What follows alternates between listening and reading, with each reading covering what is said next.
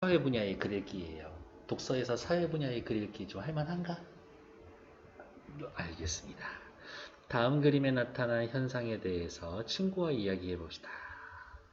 그림 뭐예요? 나는 사실 내면 속으로는 되게 우울한데 겉으로는 딴 놈들이 무슨 폐악질을 부려도 그냥 거기에 대해서 웃고 있네. 너무 슬프지 않나? 자신이 느끼는 감정과는 무관하게 직무를 수행하며 감정적 노동을 하는 사람을 감정 노동자라고 해. 얼굴은 웃지만 마음이 우울한 스마일 마스크 증후군에 걸린 사람들이 많대. 이런 것들. 얼마나 진상들을 만나면 저렇게 우울감에 빠질 수 있을까? 사회 분야의 글읽기 뒤에 그대로 나오니까 283쪽. 사회 분야의 글 읽기의 개념과 특징. 사회 분야의 글은 인간 사회에서의 일어나는 사회 현상을 다룬 겁니다. 정치, 경제, 언론, 법률, 교육 이런 이야기합니다. 사회 분야의 글을 읽을 때는 이게 중요하지. 목적을 고려해서 무조건 받아들이는 게 아니라 글쓴이의 관점을 비판적으로 이해합니다. 제재에 담긴 사회적으로 좀 문제가 되고 중요한 거에 대해서 글을 쓰지 않을까? 그러니까 사회적 현상의 특성을 도식화해서 표 같은 걸 그려서 이해해 봅니다. 역사적 인물과 사건을 파악할 때에는 사회문화적 맥락도 함께 고려합니다. 나의 생활에 어떻게 적용해 볼 수 있을지 생각해 봅니다. 너무 당연한 얘기들 아닌가? 다음 페이지. 오늘은 왜 이어폰이 달라? 설명문이에요. 예를 들어서 사실적이고 현상을 분석해 볼 겁니다. 소비자 잉여 80일간의 세계 일주를 통해 알아본 소비자 잉여의 개념과 특성 80일간의 세계 일주의 내용을 인용해서 경제 내용을 쉽게 설명합니다. 소비자 잉여가 발생하는 걸 예를 들어서 설명해 줍니다. 제재 구조도는 뭐 보시면 되겠고 본문 보러 갈게요. 80일간의 세계 일주 혹시 책 본 적 있어요? 예, 사실 저도 없어요. 1873년 발표된 줄 베른의 소설 80일간의 세계 일주를 바탕으로 소비자 잉여라는 경제 개념을 설명할 겁니다. 소설 속 인물의 소비 양상을 바탕으로 소비자 잉여의 개념과 특성을 파악해 봅시다. 80일간의 세계 일주와 소비자 잉여 소설을 바탕으로 내가 하고 싶은 이야기는 요거예요. 그러니까 경제 지문 이야기겠지. 80일간의 세계 일주는 부유한 괴짜 신사 필리어스 포그르의 이야기를 다룬 소설입니다. 매일 똑같은 시간에 식사하고 30도의 물로만 면도를 하는 필리어스 포그는 29도의 물을 가져왔다라는 이유로 하인을 해고합니다. 뭐야? 새로운 하인 파스파르투를 고용한 후 평소처럼 혁신클럽으로 향합니다. 혁신클럽에서 포그는 우연히 세계 일주와 관련된 논쟁에 휩쓸리고 80일 만에 세계 일주 할 수 있는지 없는지 20억 내기를 합니다. 이 당시에 20억이면 지금 거의 한 200억쯤 될 것 같은데 더 되나? 포그는 자신의 주장을 입증하기 위해 그날 저녁 고용한 지 반나절도 안 된 파스파르투와 함께 런던에서 출발하게 됩니다. 80일간의 세계 일주를 조금 소개해주고 있네요. 시작! 포그는 런던을 떠나 프랑스 파리, 이집트 수에주, 에덴, 예멘, 아덴, 인도, 뭄바이, 콜카타를 거쳐 싱가포르, 홍콩, 상하이, 요코하마, 샌프란시스코, 오마하, 뉴욕, 리버풀을 지나 다시 런던으로 돌아오는 80인의 긴 여정을 일단 계획합니다. 포그의 세계 일주는 순조롭게 진행되는 듯했다. 계획보다 이틀이나 빨리 뭄바이에 도착했는데 오히려 위기. 영국 신문에서 인도 횡단 철도가 완전히 개통되었다고 보도했는데 실제로는 80km 구간이 철길이 놓여 있지 않았어. 큰일 나네. 80km 손해보겠는데? 80km 뭐 이렇게 이 당시에 가면은 어떻게 한 25일, 20일 정도 더 걸릴 텐데 일정을 지키기 위해 대체 교통수단을 찾던 포구와 파스파르투는 한 인도인에게 코끼리를 빌려 여정을 재촉하려고 합니다. 코끼리 주인은 시간당 40파운드라는 금액을 제시해도 꿈쩍하지 않습니다. 그러자 아예 1000파운드를 주고 사버려. 시간당 40파운드, 1000파운드. 비싸게 산 건지 싼 게 산 건지 한번 확인해 봅시다. 포그 일행과 동행한 영국 육군 준장은 코끼리 주인이 값을 더 올리기 전에 신중히 고민하라고 충고를 합니다. 일단 오른쪽 포그가 만난 코끼리 주인의 태도는 어떻게 변하고 있습니까? 라는 것들 다음 페이지 볼게요. 포그 씨가 돌아와 인도인을 찾는다. 탐욕으로 반짝이는 그의 작은 두 눈은 그에게 중요한 건 가격이 분명했다. 필리어스 포그는 1200파운드, 1500, 1800 가격을 올리다가 2000까지. 평소에 그렇게 불그스름하던 파스파르투의 얼굴이 새하얗게 변했다. 주인님, 이거 너무 많이 돈 쓰시는 거 아닙니까? 2000파운드의 인도인의 손을 들었다. 내 신발을 걸고 말할 건데 이렇게 비싼 코끼리 고기는 없을 겁니다. 너 너무 돈 많이 주고 샀어. 과소비했어. 이럼에도 불구하고 포그는 자신에게 가장 중요한 것은 2만 파운드를 건 내기였기 때문에 내기에서 이기려면 코끼리가 꼭 필요했고 제값의 20배를 주고서라도 코끼리를 반드시 살 것이라고 대답을 했다. 일단 포인트 어떻게? 2천 쓰고 2만 벌면 이득이라는 거지. 포그 일행은 오랜 흥정 끝에 2000파운드짜리 코끼리를 타고 인도의 밀림을 헤쳐나간다. 그러던 중 브라만 교도들에게 화형을 당할 위험에 처한 아우다 부인을 만나게 되고 끊어진 철길 때문에 이미 많은 시간을 허비했음에도 불구하고 그녀를 구한다. 아우다 부인은 자신의 목숨을 구해준 포그의 호의에 감동해서 그들과 동행하기로 합니다. 일단 소설이니까 계속 읽어볼게요. 포그 일행은 인도를 떠난 이후에 갖가지 난관에 부딪힙니다. 홍콩에 도착했고 일본으로 가면서 횡단선 타려고 했는데 배를 놓치지. 큰일 났네. 하루에 100파운드를 주는 조건으로 수로 안내선을 빌려 상하이로 가고 역시 어떻게 예상하지 못한 지출이 있었죠? 가까스로 태평양 건너는 배에 올라탄다. 우여곡절 끝에 미국에 도착한 포그는 대륙 횡단 열차를 타고 인디언의 공격을 받아 갈아타야 할 기차를 놓치자 썰매를 빌리고 썰매에 돛을 달아 개조해서 달린 끝에 다른 열차로 갈아탑니다. 나름 위기 극복 능력은 좀 센스가 있는 것 같다. 그럼에도 불구하고 45분 차이로 대서양 횡단 기선을 놓치고 맙니다. 난리 났네. 포그는 항구를 돌아보다가 프랑스 보르도까지 가는 화물선 앙리 에타오를 발견합니다. 다음 페이지. 앙리 에타오 선장은 태워달라는 포그의 일행을 계속 거절하지만 1인당 2,000파운드, 그러니까 얼마? 6,000 내야 돼. 결국 승낙한다. 대서양 항해를 하던 도중 연료가 떨어지자 만든 지 20년 된 5만 달러짜리 배를 6만 달러를 주고 또 돈 주고 그런 후에 배의 나무로 된 부분을 연료로 사용하며 항해를 마친다. 겨우 시간에 도착하고 기적적으로 혁신클럽 홀에 들어섰습니다. 어쨌든 성공했어요. 하지만 옆에 체크. 대체 교통수단을 가진 이들에게 시장 가격보다 훨씬 높은 금액을 지불하며 여행을 계속했다. 이게 포인트지. 포그는 세계 일주를 떠나기에 앞서 상세한 계획표를 작성했지만 곳곳에서 예상치 못한 위기에 처합니다.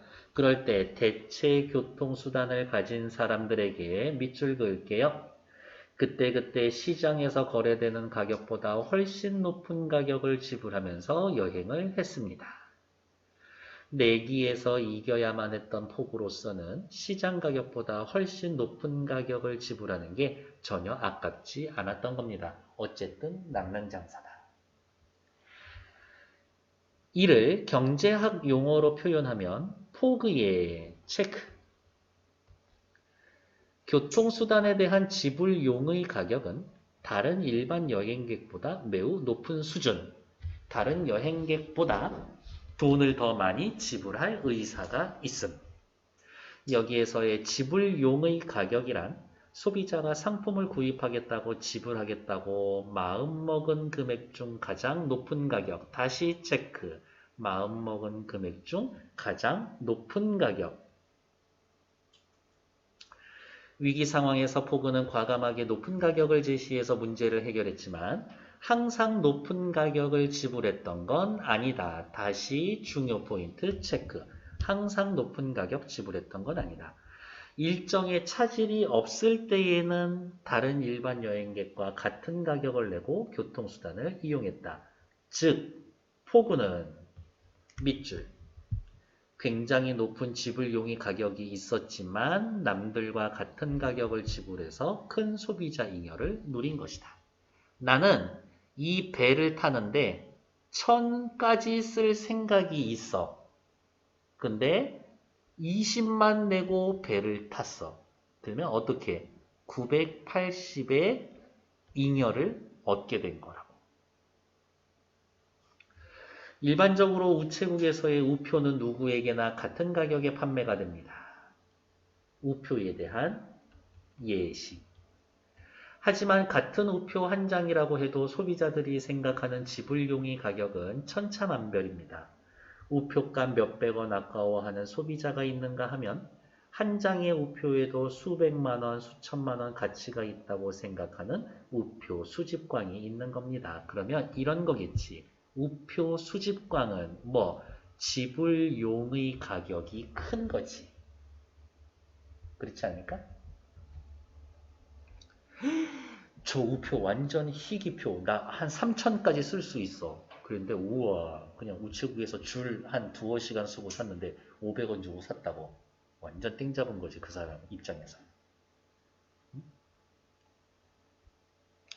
영국의 경제학자 엘브레드 마셜은 인용 어떤 상품을 구매함으로써 소비자가 얻는 이익을 소비자 잉여라는 개념으로 설명했다. 소비자 잉여 네모. 소비자 잉여는 누가? 소비자가 얻는 이익. 소비자 잉여는 소비자가 얻고 싶은 재화를 낮은 가격에 살 경우 실제 구입 가격과 최대 지불할 수 있다고 생각했던 가격과의 차이에서 소비자가 얻는 이득 부분, 즉 실지불용의 가격에서 실제 지불한 가격을 뺀 금액입니다. 체크. 지불용의 가격 빼기 지불 가격, 그게 소비자 잉여.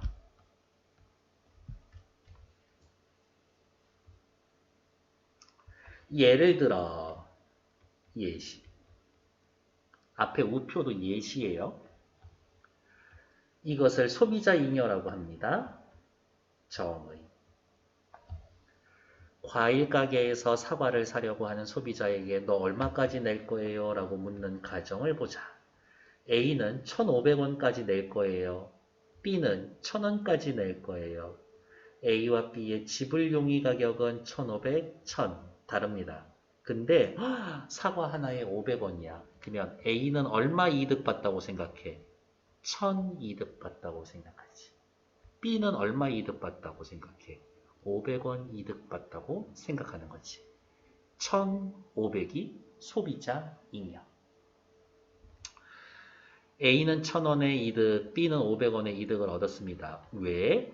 A는 하나 사 먹을 때 1,500원까지 낼 용의가 있었는데 실제로 500원 냈고 B는 1,000원 낼 건데 500원 냈으니까 각각 1,500의 덤을 경제이론에서는 소비자 잉여라고 하는 겁니다.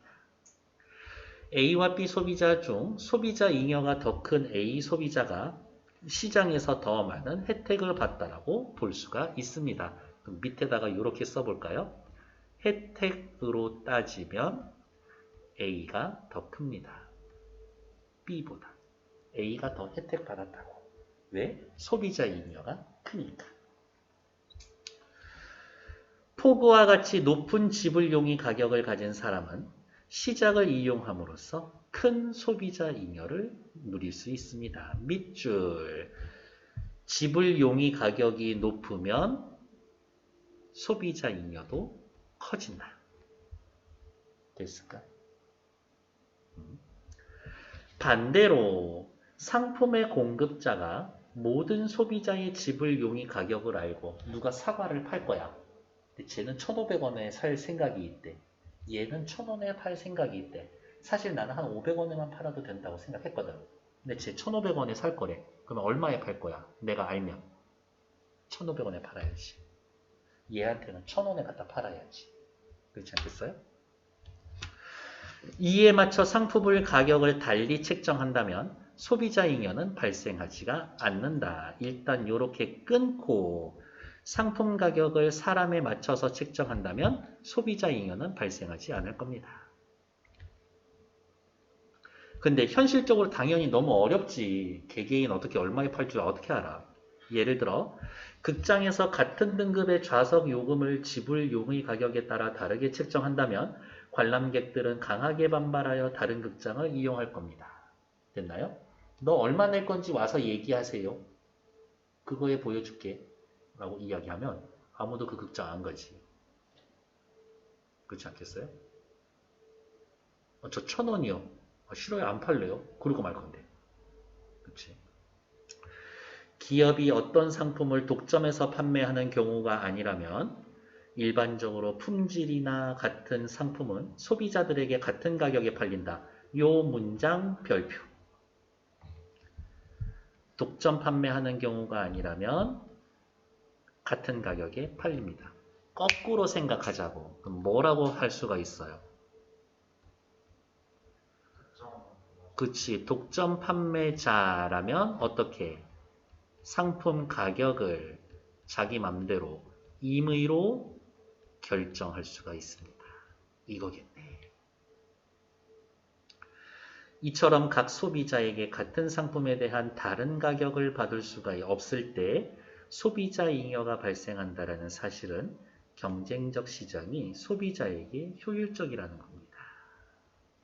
다시 체크. 경쟁 시장이 소비자에게 효율적이다. 이 말은 무슨 말이야? 다시 거꾸로 이야기를 하면 실제 물건이 판매되는 판매 가격이랑 지불용의 금액이랑 누가 더 크다라는 거야? 지불용의 금액이 더 크다라는 거야. 경쟁 시대에서는. 그렇기 때문에 뭐가 생겨? 소비자 잉여가 생기는 거고 소비자 잉여가 생겨서 어떻게? 소비자에게 효율적이다. 소비자에게 이익이 된다라고. 됐을까요? 이 흐름만 파악하시면 되지. 다음 페이지. 80일간의 세계 일주로 돌아가서 2만 파운드의 상금을 염두에 두고 배포 있게 높은 지불 용의 가격을 부름으로 매 순간 위기를 극복하고 80일 만에 세계 일주를 한다는 걸 입증했다. 그런데 어떻게 해? 돈 엄청 썼어. 그냥 1000파운드. 하임 파스포르트와 자신을 은행 강도로 오해하여 여행을 방해했던 픽스 형사에게 주었기 때문에 금전적 소득은 거의 없었습니다. 돈만 생각하면은 그냥 뻘짓한 거지. 하지만 포그가 세계 일주를 하며 얻은 것이 하나도 없다고 말할 수 있지만 세계 일주를 도전하지 않았다면 누리지 못했을 체험을 수없이 했고요. 값으로 매길 수 없는 소중한 이익. 런던으로 돌아와 아우다 부인하고 결혼했고 소설의 작가 줄 베른의 소설의 마지막에 사람들은 이보다 더 작은 것을 위해서라도 세계 일주하지 않을까? 라는 질문을 던지며 펜대를 내려놓았다. 결국엔 따지면 80일 동안 공짜로 세계 일주한 거잖아. 그러면 할만하지. 돈을 버는 게 아니더라도. 나는 이득이라고 생각하는데. 포그처럼 평생을 함께할 동반자를 만나는 만큼 가치를 얻지 못하라도 여행을 떠난다. 나름 소비자 잉여를 떠오르는 것입니다. 괜찮나요? 옆에 나와 있는 9번. 포그의 여행의 성과로 가장 적절한 건 뭐예요? 4번. 수많은 체험, 아우다 부인과의 결혼 약속. 됐을까?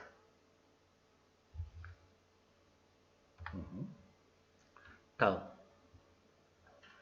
빈칸 채워주시면 되겠고. 빈칸 채워주시고. 아니요. 좀 이따가요. 포그가 직면한 여러 문제 상황과 해결 방안을 정리해 봅시다. 철도가 없었을 때 코끼리를 사버렸죠. 아우다 부인을 발견했을 때 구해주고 동행했고요. 태평양 횡단하는 배를 놓쳤을 땐 임대료 비싼 배를 빌렸고요. 인디언 공격을 받아서 열차를 놓쳤을 땐 썰매 빌리고 돛 따라서 다른 열차로 갈아탔고요. 대서양 횡단 배를 놓쳤을 땐 1인당 2,000파운드. 중간에 배가 고장나서 6만 달러 또 돈 쓰고. 데스크. 소비자 잉여의 개념과 특징. 소비자 잉여는 뭐였었어? 지불 용의 금액에서 실제 지불 금액을 뺀 거. 크면 클수록 효율적이다. 지불 용의 가격이란 소비자가 상품 구입을 위해 지불하겠다고 마음먹은 것 중 체크. 가장 높은 가격. 일반적으로 시장에서 공급자가 상품을 독점하지 않을 때 상품의 공급자가 모든 소비자의 지불 용의 가격을 정확히 알 수 없어서 상품 가격을 동일하게 책정해서 소비자 잉여가 발생합니다. 지불 용의 금액을 정확히 알면 그거에 맞춰서 팔 거니까 소비자 잉여는 생기지 않지. 소비자 잉여는 소비자가 갖고 싶은 상품을 낮은 가격에 살 경우 실제 구입 가격과 최대한 지불할 수 있는 생각 가격과의 차이에서 소비자가 얻는 이득이다. 이러한 경제 원리에 따르면 높은 지불용의 가격을 가진 사람이 시장을 이용하면 큰 소비자 잉여를 누린다고 볼 수가 있습니다. 됐을까요? 이 교과서에서는 이렇게 다른 데에 있지만 저는 이렇게 똑같이 괄호 칠 수 있을 만한 부분에 몇 개 더 추가해 드린 거예요. 다음. 다양한 기준에서 비판적으로 이해해 봅시다. 소비자 잉여를 특성을 설명할 때 그래프, 그림표 등 믿을 만한 자료를 충분하게 활용했는가? 딱히 그런 것 같지는 않은데. 소비자 잉여라는 주제는 오늘날 우리의 생활을 이해하는 데 도움을 주는 의미 있는 주제인가? 그건 그렇다고 봐요. 현대에서 소비하지 않으면서 사는 사람은 없으니까. 이렇게. 나머지 확인하시면 되겠고. 다음 글을 읽고 소비자 잉여와 관련된 사회적 현상을 모둠별로 조사해 봅시다. 구입하는 물건의 수량이 증가할수록 소비자의 지불용의 가격은 많아집니다. 예를 들어서 너무 배가 고파. 밥을 한 끼 사 먹어야 되겠어. 얼마까지 낼 거야? 한 끼 한 10,000원까지 낼 거야. 한 그릇 더 먹을래? 그러겠어. 얼마 낼래? 또 10,000원 낸다 그럴까? 아닐걸요. 또 먹었어. 한 7,000원 내고 먹었어. 한 그릇 더 먹을래? 더 이상 들어갈 데 없는데 맛은 너무 있네. 한번 먹어볼까? 7,000원보다 적게 내려고 할걸. 구입하는 물건의 수량이 증가할수록 소비자의 지불용의 가격은 낮아진다. 왜? 구매하는 양이 많아질수록 총 금액이 많아지기 때문이다. 밑줄. 따라서 한 개당 최대의 가격을 지불하고 싶은 건 첫 번째 물건을 구입할 때고 두 번째부터는 낮은 금액을 내고 싶어 할 거다. 계속 따져가다 보면 개당 가격은 구매량이 늘어질수록 점점 낮아질 겁니다. 기업에서는 이를 활용해 많이 사는 사람에게 총액 대비 개당 가격을 낮춰줌으로써 소비자가 더 많이 사게 합니다. 3 플러스 1, 4 플러스 1 이런 거야. 많이 사게 하는 거지. 그래서 평균 내보면 한 개 한 개 따로 살 때보다 그게 더 싸거든. 더 많이 팔아먹으려고. 삼각김밥 2개를 사면 하나로 무료로 주는 것처럼. 됐을까요? 다음 페이지. 이 글의 소개된 인물을 사회문화적 맥락에서 이야기해 봅시다. 엘프레드 마셜, 경제학자 요 아저씨. 1842년 영국의 가난한 가정에서 태어나서 일찍부터 천재성을 인정받아 특별 장학생으로 오라는 옥스퍼드의 제안을 뿌리치고 캠브리지 대학에 입학해서 수학 전공. 가장 풍요로운 국가 영국의 국민 대다수가 가난한 현실에 대해 고민하고 수학만으로 풀 수 없어서 경제학 연구를 시작했습니다. 무엇 때문에? 국민 대다수 가난한 현실 때문에. 마셜의 가장 뛰어난 업적은 수학적 추론을 동원해서 역사와 도덕의 일부로 치부되던 경제학을 과학으로 발전시켰다. 경제학 원론이라는 책을 출간하여 동시대 최고의 경제학자라는 명성을 얻었고, 경제학 원론에서 강조한 것은 상품의 가격과 생산이 수요 공급에 의해 결정된다라는 거다. 학교에서 혹시 경제 배워요? 경제 거의 첫 시간에 배우는 거지. 수요 공급 곡선이 균형에서 교차하는 것은 가위의 양날이 중심에서 교차하는 것과 같다고 묘사했습니다. 오늘날 가격의 변화를 파악하려는 경제학자들이 수요와 공급을 변화시키는 요인이 무엇인지 알아보는 데부터 시작한 것은 마셜의 분석 방법에 따른 겁니다. 현대에도 이 학자의 이론이 사용됩니다. 오늘날 한계 효용을 비롯하여 소비자 잉여, 생산자 잉여, 소비 공급 곡선, 미시경제에서의 사용되는 대부분 개념은 그의 경제학 원론에서 사용되는 겁니다. 부자의 1실링과 가난한 자의 1실링이 주는 만족과 기쁨은 같지가 않다. 동일한 금액도 효용이 다르다. 틈만 나면 빈민가로 달려갔고 케임브리지 대학에서 경제학과 신설이 됐고 이렇게 이야기합니다. 경제학자는 냉철한 이성을 가져야 하지만 따뜻한 가슴도 가지고 있어야 합니다. 마셜의 업적과 그에 담긴 사회문화적 의의에 대해서는 빈부격차가 심해지던 시절, 노동자와 자본가의 갈등이 심화되던 시절에 사회문화적으로 있었던 빈부격차를 해결해 보고자 학문적으로 연구를 한 겁니다. 괜찮나요? 뒤에 나와 있는 소단원 한론의 보기에도 확인해 보시면 되겠고, 기본적으로는 소비자 잉여의 개념과 어떻게 계산할 건지, 지불 용의 금액이 크면 클수록 잉여가 클 것이고 효율이 커집니다. 라는 것들로 확인하면 되겠네요. 오케이.